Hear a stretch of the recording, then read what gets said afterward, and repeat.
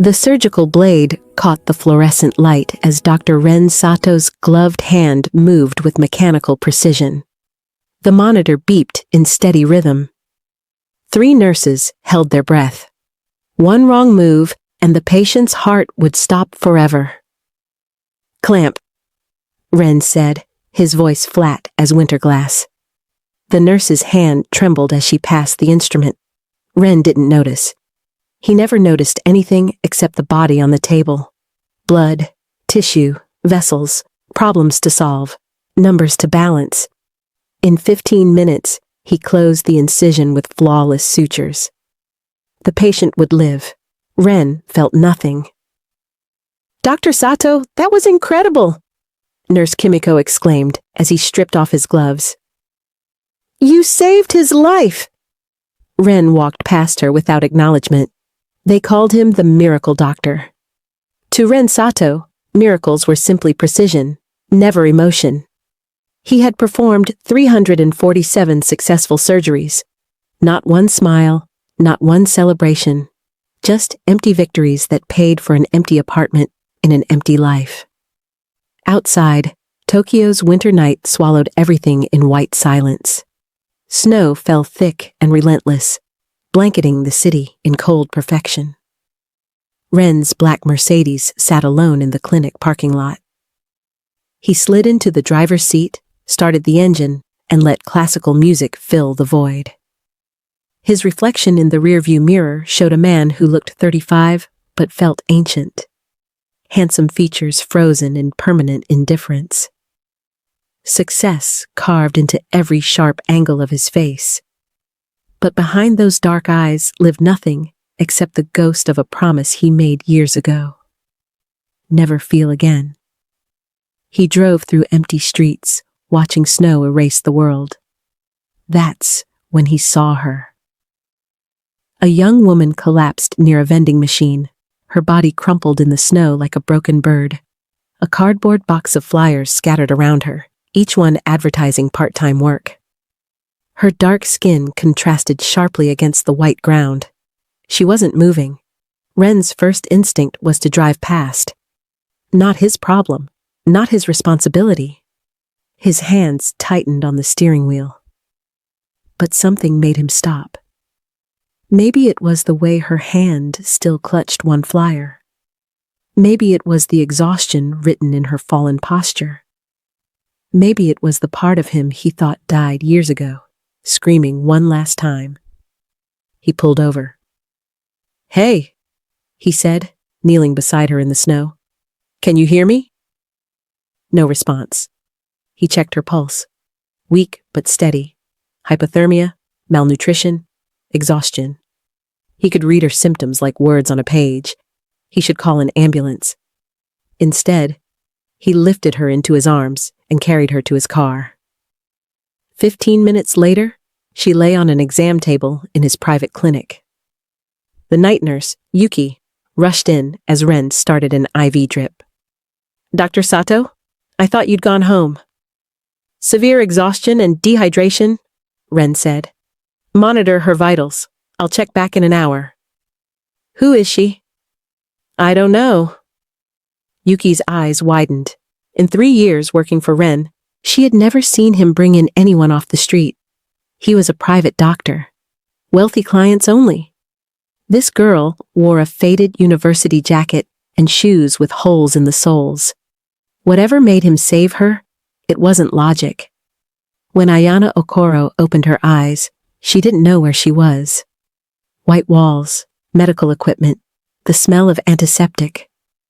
Panic seized her chest. She tried to sit up, but dizziness slammed her back down. "Easy," a woman's voice said.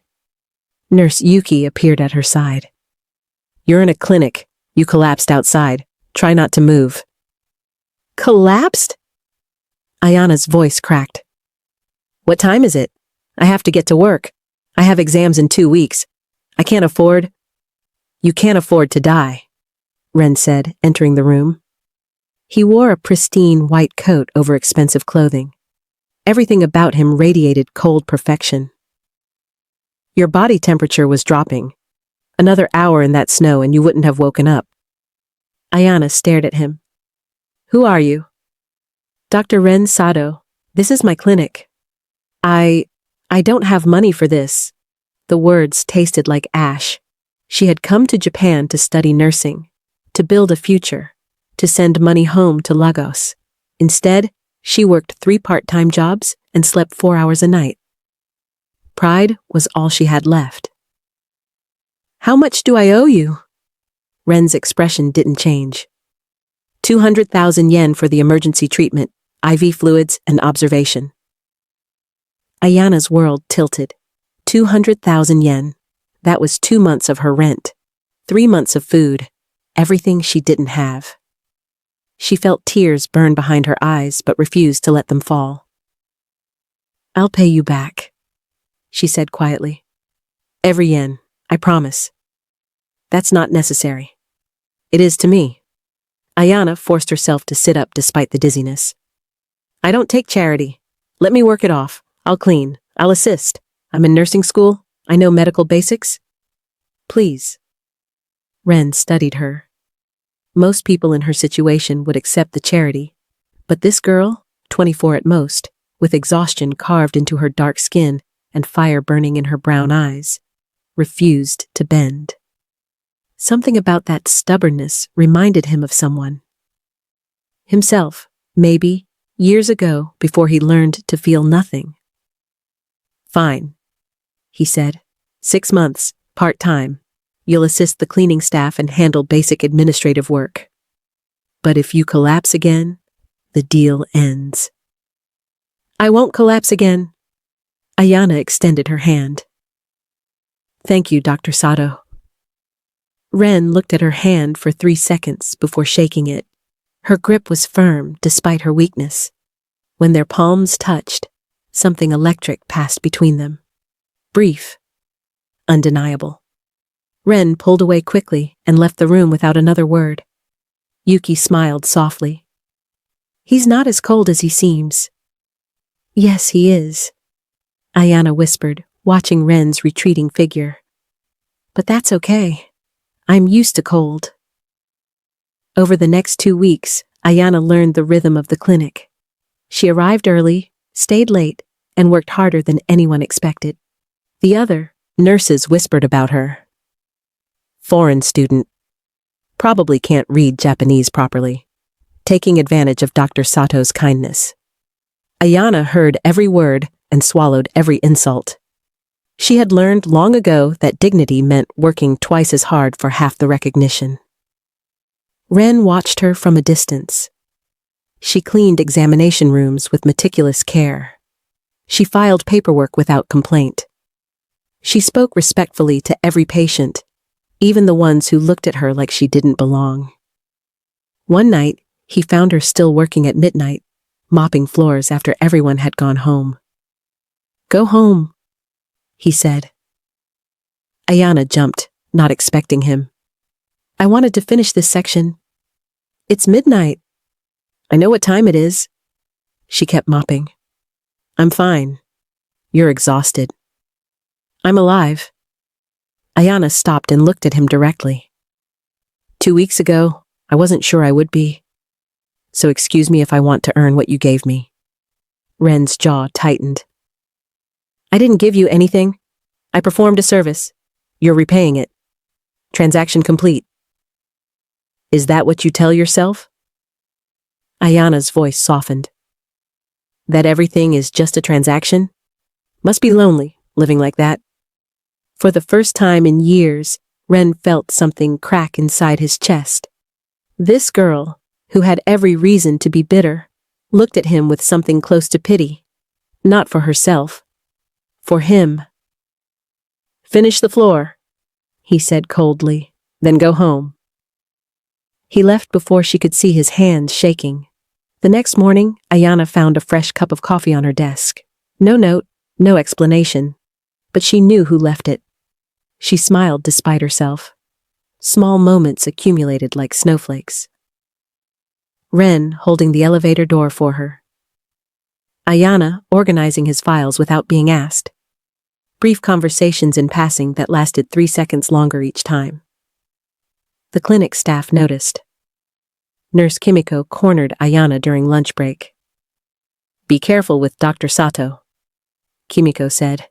"He's not like other people." "What do you mean?" 7 years ago, his mother needed emergency surgery. Dr. Sato was still a resident, but he was the best surgeon in the hospital. They let him operate. Kimiko's voice dropped. "She died on the table. Since then, he saves everyone except himself. He doesn't feel anymore, doesn't love, doesn't cry. Just exists." Ayana's chest tightened. Suddenly, everything made sense. The coldness, the precision, the way Ren treated every patient like a puzzle to solve instead of a person to heal. He had locked his heart away the day he lost the one person he couldn't save. That evening, she found him in the clinic library, reviewing surgical files. Most of the staff had gone home. Rain pattered against the windows, mixing with melting snow. "You work too much," Ayana said softly. Ren didn't look up. "You're one to talk." "I work because I have to. You work because you're afraid to stop." Now he looked at her. "That's presumptuous." "Am I wrong?" Ayana stepped closer. "You heal hearts for a living, Dr. Sato. But yours looks untouched. Some hearts are better left frozen." "Why?" "Because thawing hurts." The words escaped before Ren could stop them. Vulnerability flickered across his face like lightning. "And I've had enough pain." Ayana wanted to reach out, to tell him that pain meant he was still human, that feeling something, even grief, was better than feeling nothing. But she saw the walls slam back into place behind his eyes. The moment passed. "I should go," she said quietly. "Wait." Ren stood. "It's raining. I'll drive you." "You don't have to." "I know." The drive was silent except for rain drumming on the car roof. When they reached Ayana's small apartment building, she hesitated before opening the door. "Thank you, Dr. Sato, for everything." "Ren," he said suddenly. "My name is Ren." Ayana smiled. "Good night, Ren." "Good night, Ayana." He watched her disappear into the building before driving away. For the first time in 7 years, his apartment felt too quiet. He lay awake all night, staring at the ceiling, wondering when this girl had become the loudest thing in his silent world. Winter deepened. Snow fell harder, and something impossible began to bloom in the frozen space between them. 3 weeks later, they stood on the clinic rooftop during a rare break. Tokyo sprawled beneath them, a sea of lights swallowed by snowfall. Ayana hugged herself against the cold, breath misting in the air. "I miss home," she admitted. "Not the place, the warmth, people gathering, laughter, music. Everything here is so quiet." "Quiet is safe," Ren said. "Safe is lonely." Ayana turned to face him. "Don't you ever want to feel something real again?" "Wanting doesn't change reality." "No, but it changes you." She stepped closer. "What are you so afraid of, Ren?" "Failing again." The confession hung between them like suspended breath. Ren's facade crumbled just enough for Ayana to see the man beneath. The doctor who traded his humanity for perfection. The lonely man who forgot how to be touched. "You didn't fail," Ayana whispered. "You lost. There's a difference." "Is there?" "Yes. Failure is giving up. Loss is part of being human." She reached out slowly, giving him time to pull away. When he didn't, she touched his arm gently. "You've spent 7 years punishing yourself for being human." Ren looked at her hand on his arm. Such a small touch, such an enormous feeling. Warmth spread through him like spring melting winter. Dangerous, terrifying, necessary. "Ayana!" The rooftop door burst open. Nurse Yuki appeared, panic in her eyes. Dr. Sato, emergency! Multiple car accident victims incoming. The moment shattered. Ren's walls slammed back into place. He ran downstairs, leaving Ayana alone in the snow. She watched him go, heart aching with words left unspoken. The night blurred into chaos. Ren operated for 6 straight hours, saving 4 lives. When he finally emerged, covered in exhaustion, he found Ayana waiting in his office. She had made tea, simple, thoughtful. It broke something inside him. "Go home, Ayana." "Not yet." She handed him the tea. "You need to eat. You need to rest. I need you to stop caring about me." The words came out harsher than intended. "This," he gestured between them. "Whatever this is, it can't happen." "Why not?" "Because I'll hurt you. I hurt everyone eventually." Ayana set down her teacup. "You're not a curse, Ren. You're just scared. I'm practical. You're a coward." The word landed like a slap. Ren's eyes flashed with anger. "Get out." "No." "Ayana, you don't get to push me away because you're afraid." Her voice rose, matching his intensity. "You saved my life. You gave me a chance when no one else would. You left coffee on my desk every morning and pretended you didn't. You drive me home in the rain. You care, Ren, whether you want to admit it or not." "Caring gets people killed," Ren shouted back. "I cared about my mother and she died on my table. I cared about saving her and my hands weren't good enough. I cared and it destroyed me. So forgive me if I don't want to care about you just to watch you leave too." Silence crashed between them. Ren's chest heaved. He had said too much, felt too much. The walls he spent 7 years building collapsed in 30 seconds. Ayana's eyes glistened. She stepped forward and did something crazy. She wrapped her arms around him. Ren stood frozen, not knowing what to do. No one had hugged him in 7 years. "I'm not leaving," Ayana whispered against his chest. "I'm right here." Slowly, hesitantly, Ren's arms came up around her. He held her like she might disappear, like she was the only real thing in his manufactured world. And for the first time since his mother died, Dr. Ren Sato felt his heart beat with something other than duty. He felt hope, but hope, like snow, doesn't last forever. 2 days later, Ren's father arrived unannounced. Kenji Sato was everything his son had become: cold, successful, untouchable. He found Ren in his office, reviewing charts. "Father?" "Ren." Kenji closed the door. "I've heard interesting things about your clinic." "Such as?" "You hired a foreign girl, a charity case working off a medical bill." Kenji's voice dripped disapproval. "Are you losing your standards?" "She's qualified. She's a distraction." Kenji leaned forward. "I built this clinic's reputation on excellence. Every decision you make reflects on me, on our family name. This girl, her name is Ayana. I don't care what her name is." Kenji's composure cracked. "I care that you're risking everything for someone who doesn't belong in our world. You're the best surgeon in Tokyo. Your patients are politicians, CEOs, celebrities.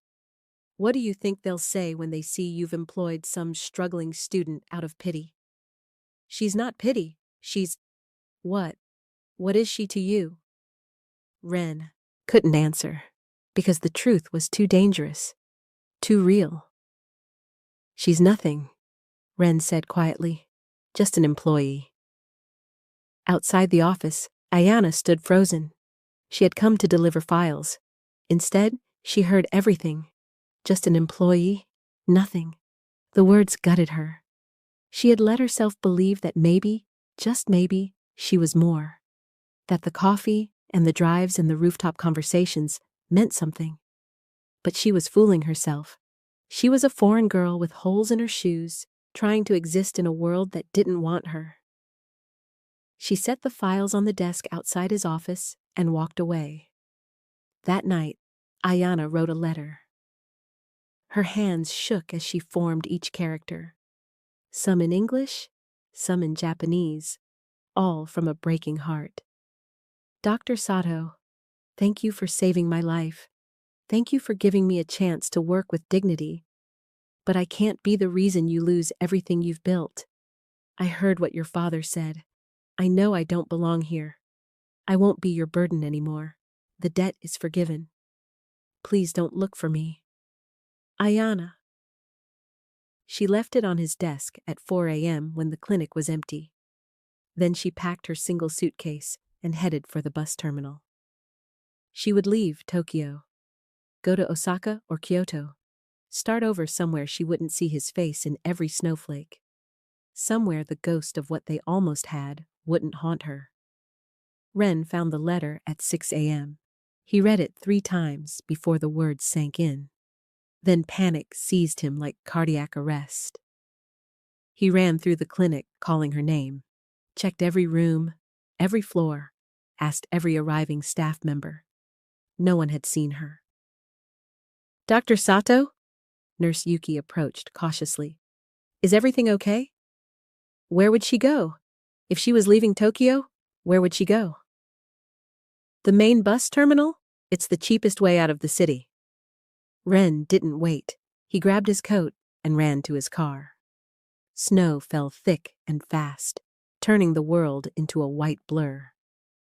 He drove faster than he should, weaving through morning traffic, heart pounding in ways he thought impossible. When did she become this essential? When did her absence become the thing that finally made him feel? The bus terminal loomed ahead, a gray building swallowing desperate travelers. Ren parked illegally and ran inside. Hundreds of people, dozens of buses. Which one? Where? Then he saw her. Ayana stood alone by platform 7, her small suitcase beside her. She wore the same faded jacket from the night he found her. Snowflakes caught in her dark hair. She looked small, lost, heartbroken. Ayana! Ren's voice cut through the crowd. She turned, her eyes widened. Ren, what are you? Don't get on that bus. He crossed the distance between them in long strides. Please don't get on that bus. I have to. Why? Because I'm ruining your life. Tears streamed down her face. Your father was right. I don't belong in your world. I'm just some poor student you felt sorry for. I won't be the reason you lose everything. You are everything! The words exploded from Ren's chest. Commuters stopped to stare. He didn't care. You walked into my life demanding to pay a debt, but you paid it the moment you made me feel again. I've spent 7 years building walls so high I couldn't feel pain. But I couldn't feel joy either. I couldn't feel love or hope or anything worth living for. I saved bodies, but I was the one who was dead. Ren, I love you. Simple words, earth-shattering words. I love your stubbornness and your pride and the way you refuse to accept charity. I love that you work harder than anyone I've ever met. I love that you see the broken parts of me and don't look away. I love you, Ayana, and I don't care what my father thinks or what society expects or what makes logical sense. I just know that when you left, the walls didn't protect me. They suffocated me. Ayana sobbed. I love you too, but your father can accept it or lose his son. Ren cupped her face gently. I lost 7 years to grief. I won't lose another day to fear. Stay. Please stay. What if we don't work? What if... Then we'll fail together. But at least we'll fail feeling something real. Ayana laughed through her tears. That's the worst love declaration I've ever heard. It's the only one I've got. She threw her arms around him. Ren held her like she was oxygen, like she was the cure to every wound he carried. Around them, Commuters smiled. Some applauded. Tokyo's cold heart witnessed warmth born from winter's deepest freeze. "Take me home," Ayana whispered. "You are home," Ren whispered back. They stood together in the bus terminal, snow falling outside, two broken people becoming whole. The past didn't disappear. His mother's death still haunted him. Ayana's struggles didn't vanish. But together, they had something neither possessed alone. A reason to keep feeling. A reason to stay human. 3 months later, Kenji Sato watched from his car as Ren and Ayana walked into the clinic together. She said something that made him laugh, actually laugh. And Kenji saw his son transformed. Not the cold surgeon, not the perfect machine, just a man in love. Kenji sighed, seeing his own younger self in that moment. He had chosen duty over heart once and lost everything worth having. He wouldn't let his son make the same mistake. He drove away without confronting them. Some lessons couldn't be taught, only learned. Inside the clinic, Ayana finished her nursing degree and became Ren's full partner. Not just in the clinic, but in life. She taught him to feel. He taught her to value herself. Together, they transformed the cold, perfect clinic into a place where healing meant more than just fixing bodies. It meant mending souls. And every winter, when the first snow fell, they stood on the rooftop together and remembered the night two frozen hearts thawed in the warmth of impossible love. Some winters never end. Others melt quietly in the warmth of a single promise. A promise to feel. A promise to stay. A promise to love through the coldest season and emerge together when spring finally comes. If this story touched your heart, hit that subscribe button and join us for more emotional journeys. Drop a comment below telling us what moment resonated with you most. Was it the rooftop scene? The bus terminal confession? Let us know.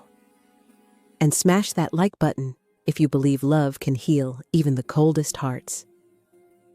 Thank you for watching. Until next time, keep feeling, keep loving, and remember that sometimes the person who saves you is the one you never saw coming.